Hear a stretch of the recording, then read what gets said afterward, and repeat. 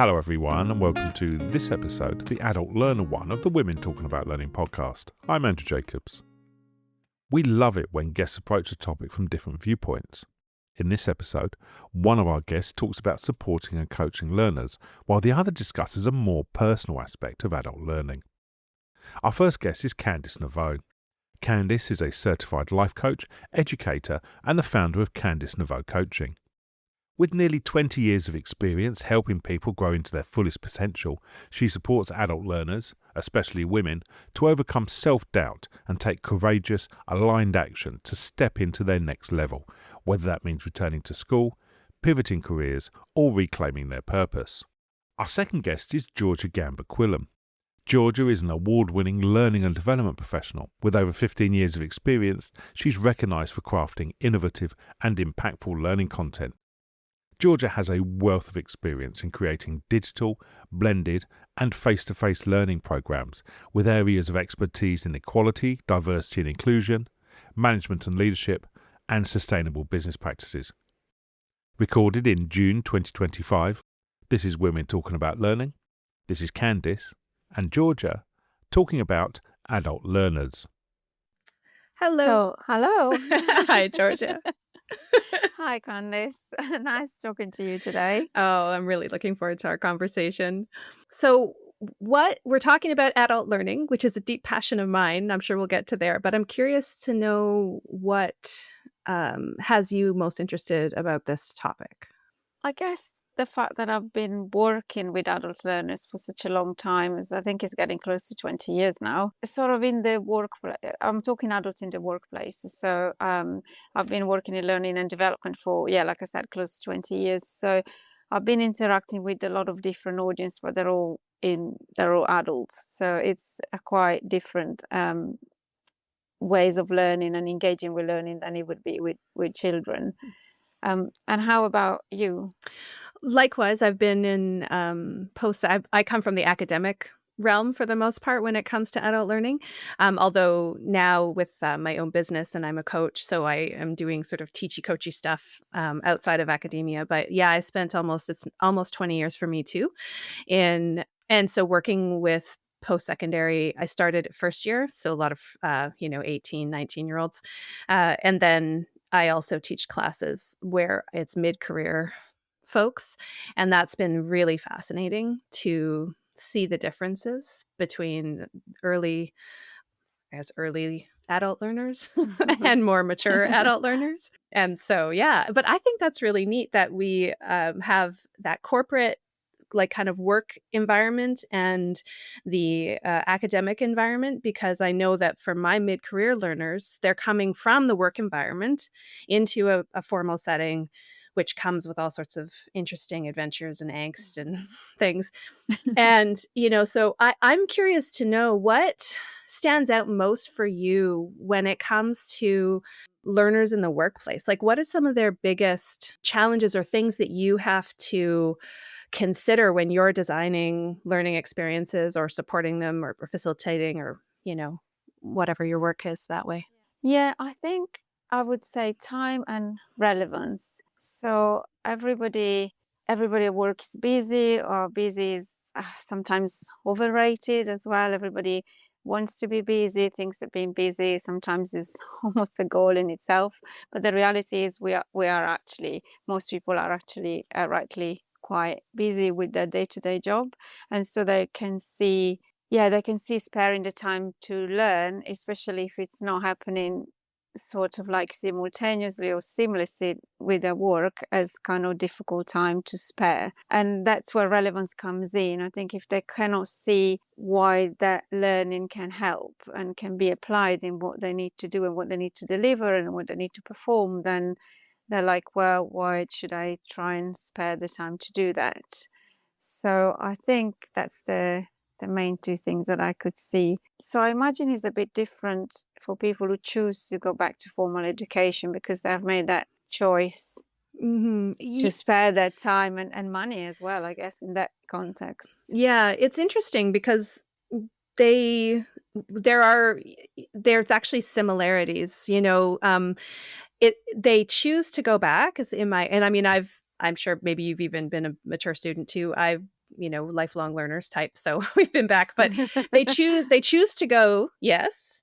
And sometimes because, like at least the folks that I work with and folks who go back are kind of the high achievey types. So they dive in. And if you have a program that could be 31 months, they're going to do it in the 18-month version, but thinking that, get it done fast. But in fact, the demands on their time to do that is a lot. And I think that one of the things that they find challenging, or like they didn't think about as they went in, was it's not just the time you go to class. It's the time that you have to study after and to write the assignments. And that's not always factored in. And so for mid-careers folks, especially that I work with, that's one of the things we talk about a lot is, and this is particularly true of women who are trying to juggle the kids, and they're often working at the same time, and they've just added school to it. And now, and they may, they may not ask for the support they need, or it's not available to them. And so how do they carve out the time to do the studies and the work and the family and have a life? And so it's, the time piece is still really important, but it takes on an entirely different dimension in that way. And relevance, I actually think this is where this shows up for, at least in my experience of post-secondary, is that they've chosen a program they think is relevant to their career. So, I work with a lot of MBA students, but where they get frustrated is when they get into the various courses and they don't see the relevance of the course or the way it's taught to their job. And the biggest complaint I hear is, we would never do this in the workplace. We would never write this kind of paper. We would never do this kind of thing. And so we have an interesting discussion around the expectations of academic. You have to tick some academic boxes because it's not the same as workplace training, right? And they know that, but they're constantly looking for the relevance. And I think sometimes they're rightly so, because academia moves slowly. And so I think they have a strong argument for the way that learning is designed at post-secondary, that they could be more relevant and engaging, and for sure. So I do take I completely agree in that regard. Yeah, I hear what you're saying. I can see why they would say that, but sometimes I wonder if that's not also a little bit the beauty and the luxury of going back to academic study, that you can take that step back and kind of give your brain space to think a little bit beyond the everyday and the immediate relevance. And then maybe when you do have that space, you'll create new connections of relevance that you hadn't immediately thought about. And I find that is much harder to achieve in the workplace, where budgets are tight. And yes, you can learn in a lot of ways, and it doesn't have to always be costly. It certainly doesn't always have to be a course or a formal intervention, but equally, yeah, even just the time is a cost to do if you work for an organization or even for yourself. So yeah, I just think I totally see that, and I know that relevance is very motivating for adults, and it has to be, and especially when the time is so precious, and for people who are working and raising families and just adulting. But Yeah. but I guess the beauty of maybe going back to that space is actually that, yeah, the chance to take a step back and looking at things from a slower pace and from a broader picture, and then you can apply, but not maybe in the way you thought you would apply at first sight. I think, yeah, I agree. And I think that's where being able to find the right supports and have the right, mindsets and things around going back to school can really help. Because one thing I noticed, and I noticed this with myself when I went back to, was, we carry a lot of the way that we used to learn forward when we move into, especially in a formal academic setting. Because, Yes. so if things were not, you weren't a good student, however you define that for yourself, then some of the angst and the worries come forward with you. And you maybe, and then if you were a good student, then you have high bar for yourself and you think, oh, I should be able to do this. And then there's just the natural comparison pieces that happen. I had a client tell me once that she submitted a project and got a good grade for her. She was like, I was so happy about the grade. And then people started saying what they got. And she said within like a minute, I felt bad. And I thought, that's that how fast it can shift, because we're like, oh, I'm not good enough, even though 2 seconds before you thought you were, right?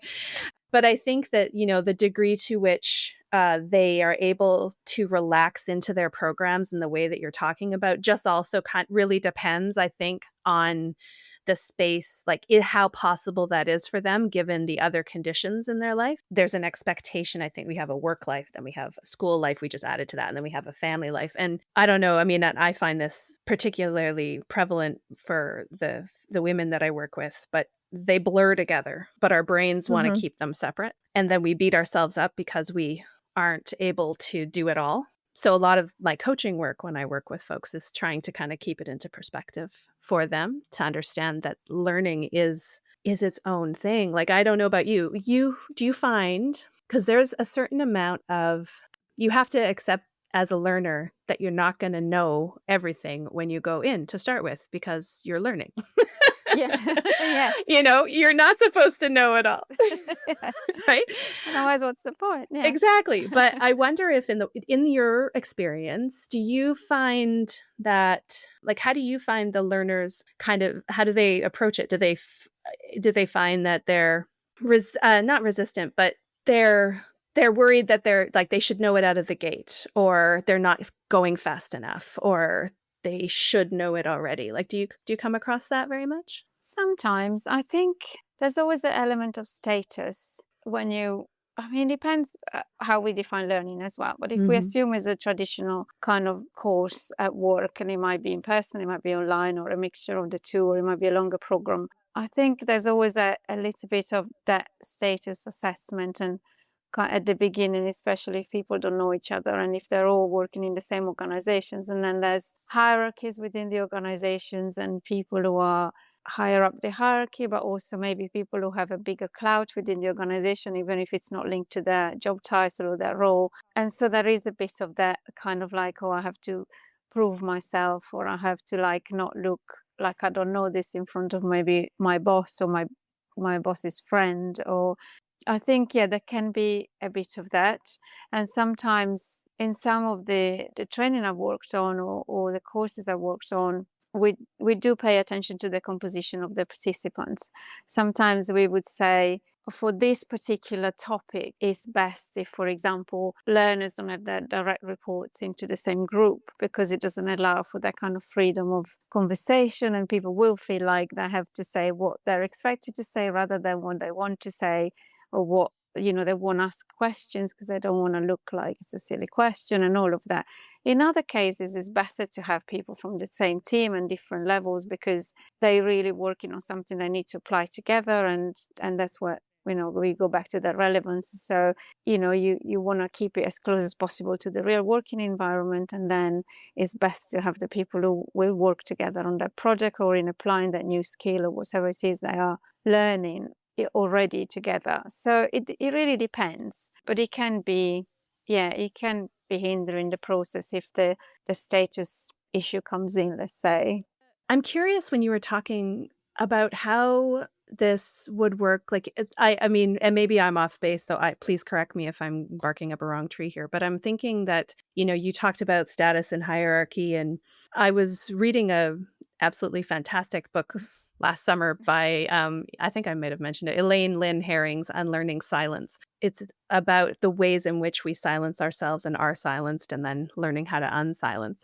And I'm curious to know, based on what you were saying about that element of status and hierarchies in the workplace, how you may have experienced or designed for allowing voices of, say, women, if you're in an organization, especially if you're working in leadership where women are still largely underrepresented, where you have to balance that learning. Because I know even in the graduate programs that I support, I hear like sometimes the women don't speak up or get mowed over, or or silence themselves, right? Because I know this happened to me. I was afraid of looking stupid, even though being a learner it's like embracing that beginner's mind, and it's okay to look, there's no dumb question.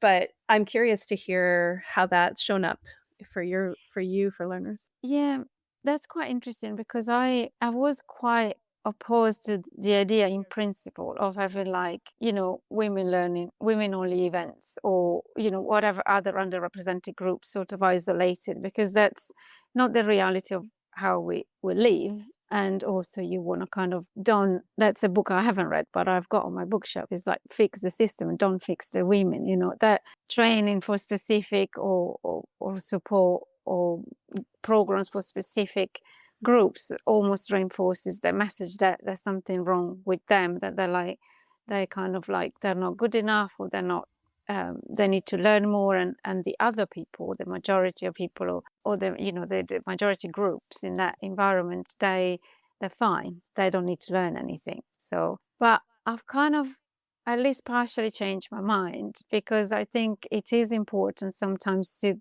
create that environment where people don't have to feel like that. They don't feel like they have to second guess themselves because they are constantly confronted with another group, and they're constantly wondering if they're saying the right thing, or they're all talked over, or they're not given the space. So I think a way of addressing that is maybe creating these spaces and these environments where you can have groups of people who are from the same sort of, like, let's call it underrepresented group, and then there's safety in there.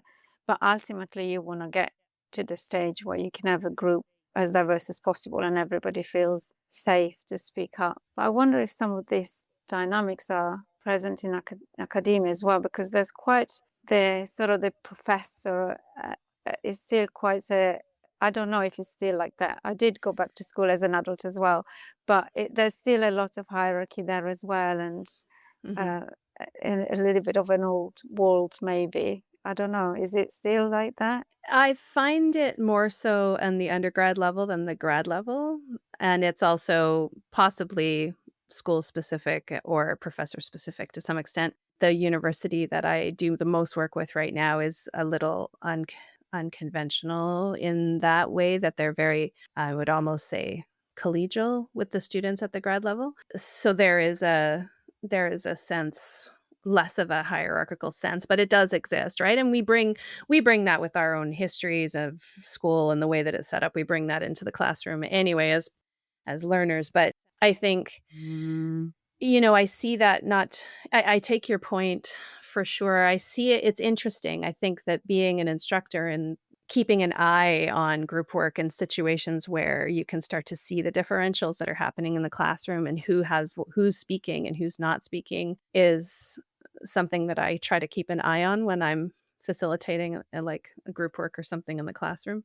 It's also, we have a lot of international, or we did, things have been changing a bit in Canada, but we have a lot of international students. And so that is also really interesting dynamic. And as a learner, I have one client right now who's an international student who's struggling with, he's doing amazing, but he's got a family here and he's struggling with visa requirements and all these kinds of things on top of doing his final project. And so being an international adult learner is just a whole nother dimension. But I think you might be able to shed some unique light on that yourself, right? Yes, I did go back to school, uni, here in the UK, after having done my first degree back in Italy, where I'm originally from. And yeah, it was quite interesting from that perspective, as well as an international student, in terms of, well, there was I was doing it as I was working full time. So there was that dimension as well. I did not have a child, I must say. I don't think I could have coped with that as well, if I'm honest. So really hats off to people who can kind of go back to formal education with a family and a job and everything else, because it's really quite a lot. But yeah, it is interesting because you're learning in a multidimensionally, in a way. So you're learning the subject that you went back to learn. So in my case, I went back to do a law degree.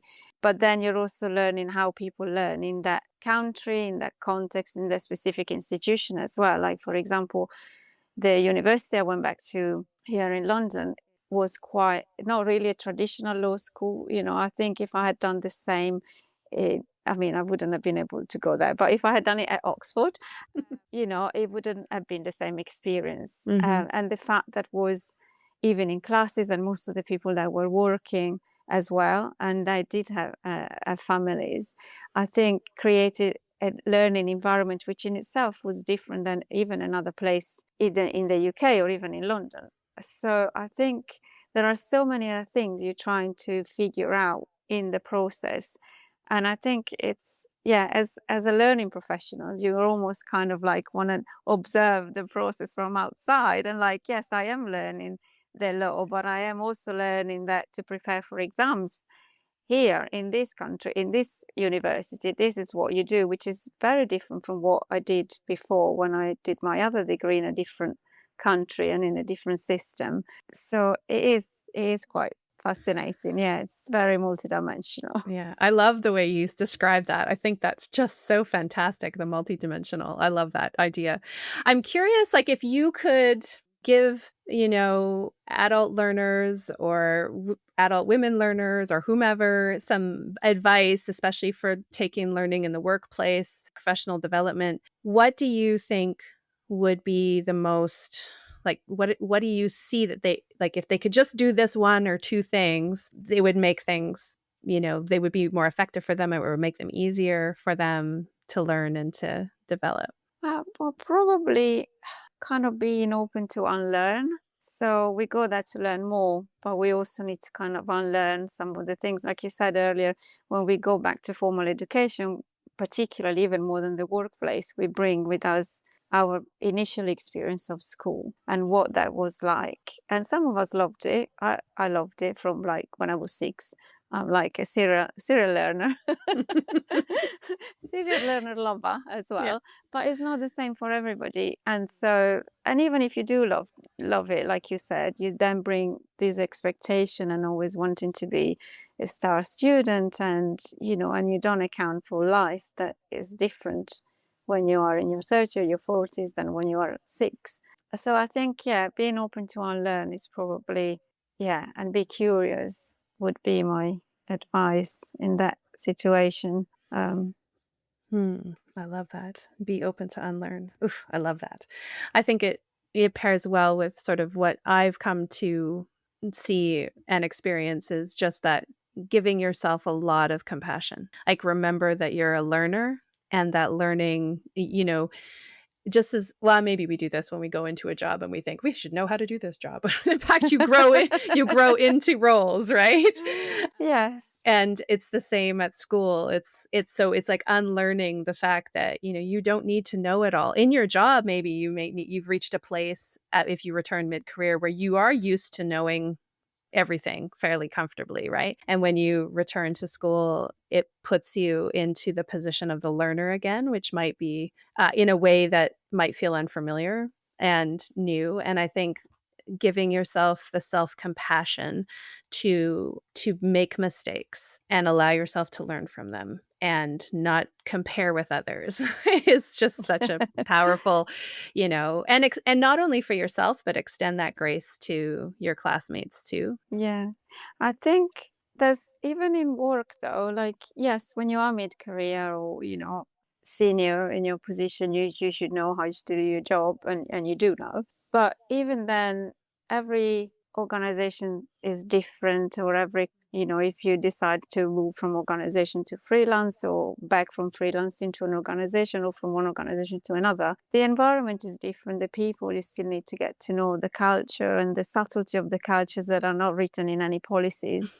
uh, Very true. Particularly, it still takes time to navigate all these things. So I guess you still need to give yourself the same grace. But there is a lot of pressure, I think, if you come into a new role, especially in a senior position, to kind of get in and know exactly what you're doing from day one. But also things, not just the organization you might be in now is different than the previous one, but things move so fast and change, not just technology, but everything around it, the environment and everything. So yeah, even with that, I think we should probably extend ourselves and others a bit more grace. I love that.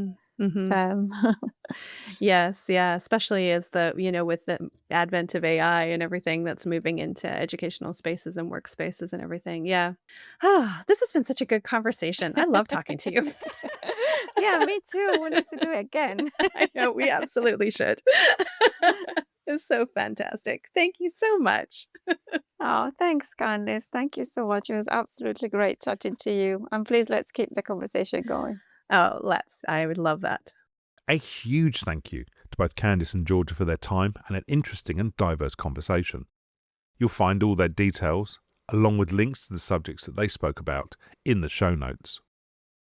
We've planned the next topics that we'd like to record, so do keep a lookout for more information from the middle of August. If you would like to be a guest, please do get in touch. All the details are on our website and in the show notes. We'll be back in a couple of weeks, and next time it's the culture one. As always, thanks for listening, and we'll see you again soon.